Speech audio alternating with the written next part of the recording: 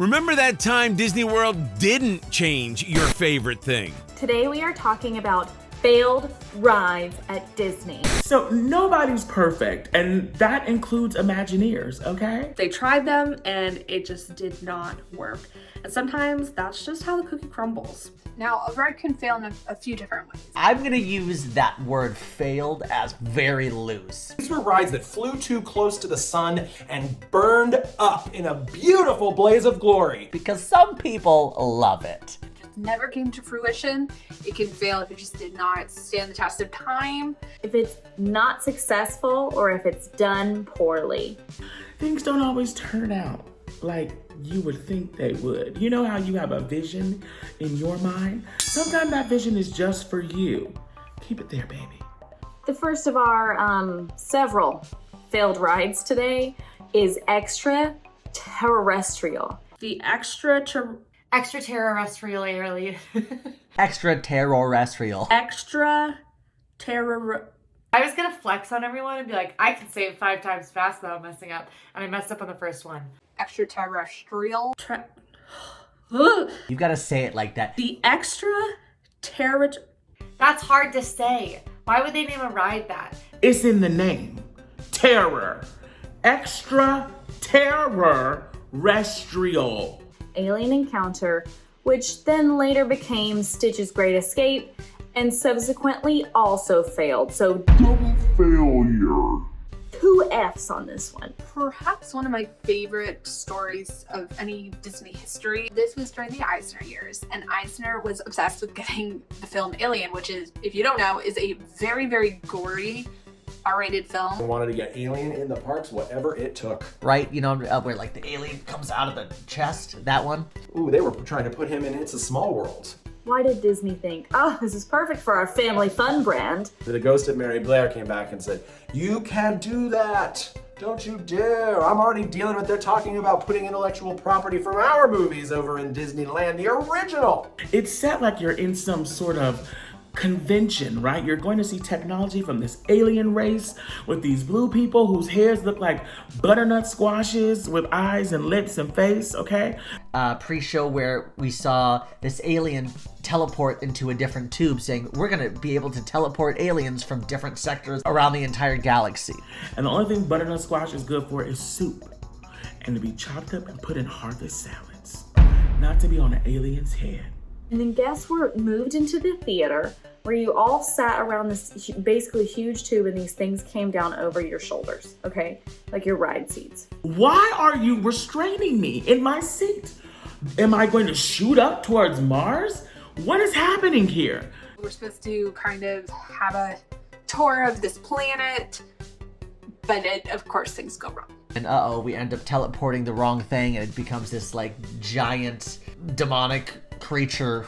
The creature could then be heard massacring the scientists. All right, this ride strapped your arms down and it drooled on you, okay? There's a fight, an infight. I remember on the last time we talked about this with the AllEars team about whether it's spit or blood. Oh, we haven't had this fight in a while. It's blood. It's totally blood. I'm pretty positive it's blood. It's like the most bloody blood that has ever blooded. Ew. Nothing says, a dream is a wish your heart makes. Quite like hearing scientists being as you exit through a gift shop. Why do I think this attraction failed? Because it's too scary. But I do know that Walter Elias Disney, said that Disney is a place for everyone. I think the noises alone and knowledge that the aliens are killing scientists, because it wasn't like a funny secret, oh, figure it out. It was like, this is what's happening. Kids, adults, all families. And I feel like, hey, you've got a scary ride for adults, let's go. That is scary. Even Dinosaur, which has like a lot of scary moments, doesn't massacre or murder people. I'm here for it. Like, I thought that was... Granted, I was a child at the time and I was scared beyond my wildest dreams on that attraction. That's just too far, right? Am I the only one who thinks that? So after many complaints, this ride was replaced with Stitch's Great Escape, which pretty much was the same concept, but a little friendlier. Literally the exact same storyline, just with a Disney IP. And so instead of like this alien that wants to kill you, it's just an alien that wants to burp on you. It was the worst smell I've ever smelled in my life, and it haunts me to this day. I thought it was okay. I rode it once. I still had bad energy about being in that place, so, it took me a while to get on it. I think that they just didn't put a lot of thought into Stitch's Great Escape. They were just like, okay, what can we make out of what we already have? We're gonna make that work. And if people don't like it, well, this is what they have, because we're not putting a lot of time and money into it. What should replace that ride? I don't know. If Disney was to repurpose that space, I'd love to see a Meet the Robinsons themed attraction.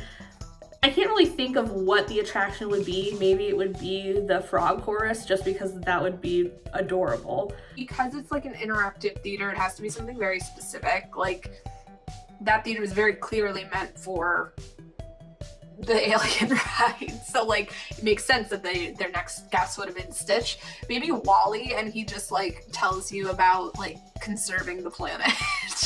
I think that they should scrap everything that's in that building and just come up with something completely brand new, and don't try to retheme the same ride for a third time. It did not work out the first two. Don't do it, Disney. When people talk about failing rides, this is the ride that people talk about. Oh, Superstar Limo. Another Eisner project. Superstar Limo, are you kidding? This ride was great. Ugh. This attraction is the most campiest, kitschy attraction I think that Disney has ever made, child. The ride was confusing.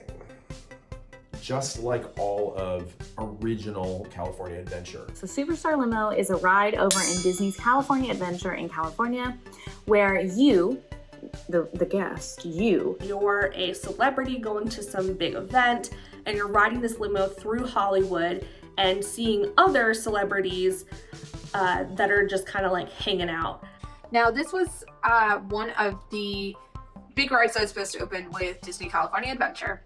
And it did open with Disney California Adventure, but it did so completely differently from the original vision for it. Originally, you were supposed to be a celebrity. You were being chased by the paparazzi. It was a bit of a high-speed chase. You were going to end up at the end with Michael Eisner signing a contract. But during the time Princess Diana had recently passed away, unfortunately, in a car accident while she was being chased by paparazzi. So Disney was stuck with this ride that was like halfway done. So this ride could not go forward as planned. Instead, they had to change it to a slowed down ride. But a lot of the kind of the gags and the parts of the ride that would have made sense while high speed no longer made sense. So they now had just random celebrities. Like, whoa, look at all these celebrities. I got, like, your agent is talking to you on a video screen. He's like, I gotta get you downtown for the biggest meeting ever. And they all look monstrous. Like, if I were a celebrity that was depicted in Superstar Limo, it's kind of like when you go and get a caricature done and it's like they focused on everything that you zero in on not liking yourself. Nothing says classic family-friendly dark ride like driving past the horrific visage of a poorly made Whoopi Goldberg. So Disney's California Adventure opened in 2001. By 2002, Superstar Limo had closed. It was that tough. Once Superstar Limo closed, there was some time in between, and then there was a Monsters Inc. attraction. Where it literally is a dark ride that follows the story of Monsters Inc., the first one. And it's a very cute, very fun ride, and it's almost like it was seamlessly converted. And a lot of the celebrities just got put into like the hazmat suits from Monsters Inc. I love the idea of Cher just secretly being inside one of those monster outfits. Jackie Chan is flying on a rope or whatever.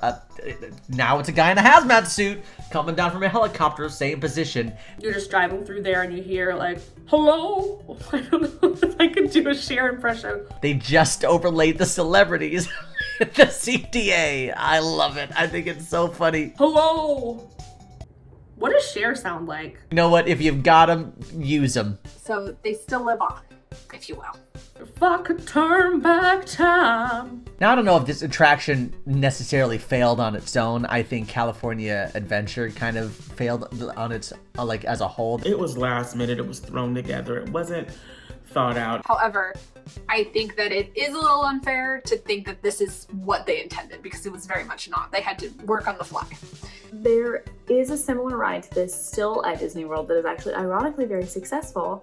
Have you heard of Rock and Roller Coaster? Oh, I've never thought of that. I was always like, this was a bad idea all around, but it is Rock and Roller Coaster, and I do love Rock and Roller Coaster. Emma's right. No, you're not being chased by paparazzi, but you are in a super stretched limo, and you're trying to get to an event on time. You're rushing. So I think because, you know, Rock and Roller Coaster, look at how successful it is. Look how much people love it. If Superstar Limo had been what they intended, you know, without Princess Diana passing, unfortunately, I think the ride would have been super successful. I don't think the general public disliked Superstar Limo. I think that they made fun of it. I think it was more that it was such a joke that Disney felt embarrassed by it, and they pulled the plug and turned it into something else. So it just goes to show you, most of the time, if Imagineers can get their money, they're gonna make something successful. The case of Rocket Rods is interesting because unlike these other two rides, the whole reason why it didn't succeed had nothing to do with its popularity. It, from the sound of it, was actually pretty well received and well liked. Rocket Rods was #1 for me. Oh, I loved it so much. It was my favorite ride. Now, Rocket Rods is supposed to be like the PeopleMover, but a thrill ride. So the PeopleMover, the People Groover. Oh God, I'm so sorry I just said that. I hate that. Rocket Rides used the same track as the PeopleMover, but it was a car that would go fast. To me, the draw of the PeopleMover is being able to see Tomorrowland from a different perspective. And if you're just like zooming through the whole thing, you're gonna get whiplash trying to catch that view. Why see Tomorrowland slow when you could see it fast? Like, whoa, Progress City! The issue with this ride is that it broke down consistently. Like, the line would already be like 60, 80 minutes long. Whoa, lady in a salon! Really, honestly, truly not a functioning ride. There is breaking down, you know, and you're like, okay, I got it. This is like a very technical ride over at Rise of the Resistance, for instance. Like, we get it, there's a lot of moving parts. Okay, like, it'll be up in an hour, awesome. But this was breaking down throughout the day for long periods of time. It would have to be reset. People were waiting in the line, people were stuck on the ride. Whoa, Inside Space Mountain! According to Imagineer Tony Baxter, the design of this ride was supposed to have a budget that was 3 times as much as was received. So because of that, it just continuously broke down. So it only lasted for 2 years, and they said it was going to go under refurbishment, and then it closed. Whoa! Magic Kingdom Castle! I remember once it broke down and we were stuck up there for a good 30 minutes, just like stuck overseeing Tomorrowland. Just, hi, how are you doing, boo? Oh, you're getting a churro. Is it good? Imagine putting Test Track on the PeopleMover we have here at Disney World. I mean, it would not go well. Can you toss one up here? No? Okay. Okay. I will say though, this idea sounds really familiar to me. It's almost like Walt Disney World has this exact ride called Test Track. Because the whole thing with this ride was that guests would go into kind of a design center where they would customize their own vehicles. And not too long after this, we saw Test Track in EPCOT. Is that why we overlaid the original Test Track? Because they wanted to bring that technology over from Rocket Rods to Test Track? Wait a minute! Clearly served as inspiration. My guess is just that the PeopleMover track in Disneyland, it was not meant to...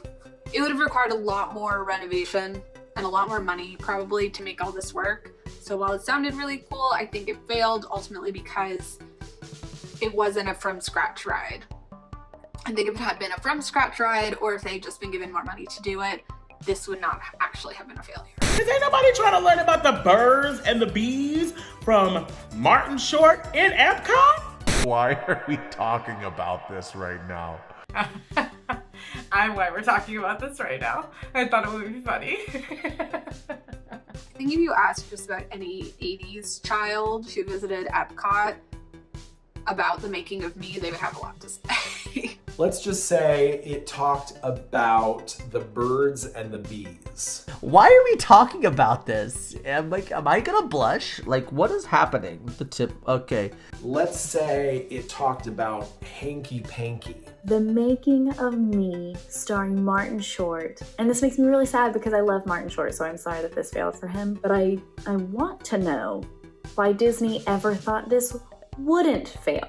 Let's say it taught you how to dance horizontally.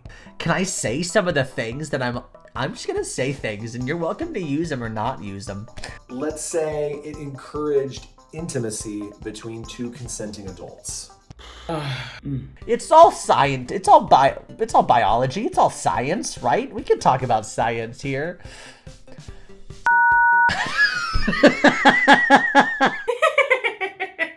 This movie talked about sex. This is a family show. This is a family show. The Making of Me was a short film that Martin Short narrated, and it narrated the story of his own birth, Disney's words, not mine, to explain the subjects of sex, conception, pregnancy, and childbirth, and how humans are made, and that it was in Epcot. So it was basically sex ed class, which I have to imagine did not go over super well with a lot of families who are just like, oh, well, we're in Disney, just like anything. We could just go see anything, that would be fine. I feel like some conversations are just best left between you and your guardians, okay? Whoever they may be in your life. I'm sure lots of kids were asking a lot of questions. I don't want Martin Short telling me or my kids or my nieces and nephews about how babies are made. A lot of uncomfortable questions that you don't want to answer on your vacation that you just paid a lot of money for. I think Epcot back in the day was so educationally driven that, of course, I think maybe they were trying to find a fun and healthy way to teach these things. I don't think it was a good idea for Epcot because they literally had to put a sign out front telling families what it was about with like a warning. Maybe this is controversial, but I'm kind of like of the mind that Epcot had a lot of educational aspects, and it's educational. Learning the cycle of life is absolutely an important thing for us to know as people. For it to be normalized in a way, like, oh, this is okay to talk about. This is my body. This is okay. I had this book called The Care and Keeping of You when I was a kid from American Girl. Same vibe. Less Martin Short, though. And, you know, Disney, you don't have to be educational about everything. I think you're covering your bases enough. Yes, it's a little weird, but I think it kind of fits. Like, I understand why it was there.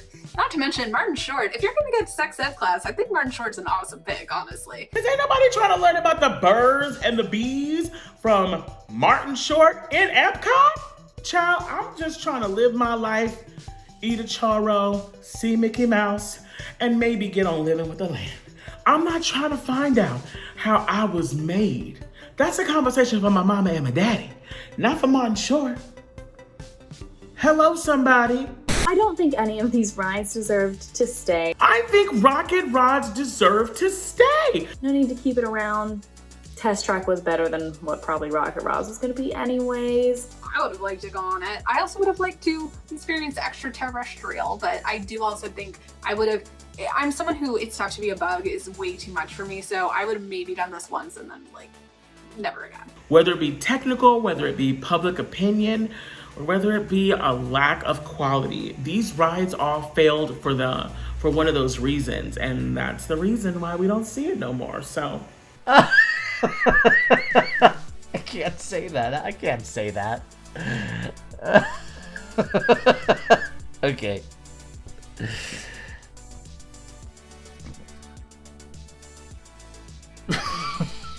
I'm so sorry, I don't know how to do this. Okay. Okay. Alright, get it together, Sage. Get it together.